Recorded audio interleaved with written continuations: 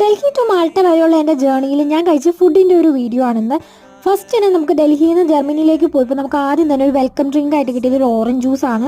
അതൊക്കെ കുടിച്ച് നമ്മൾ കുറച്ച് നേരം കിടന്നുറങ്ങി രാവിലെ നോക്കുമ്പോൾ നല്ല ബ്യൂട്ടിഫുൾ ആയിട്ടുള്ള വ്യൂ ആണ് നമുക്ക് കണ്ടത്.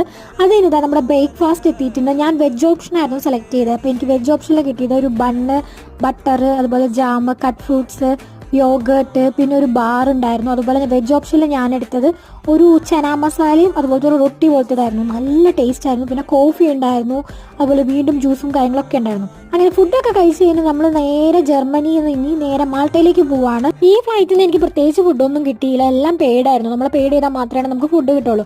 ആകെ അവർ തന്നത് ഒരു ചോക്ലേറ്റും അതുപോലെ തന്നെ കുടിക്കാൻ കുറച്ച് വെള്ളമാണ്.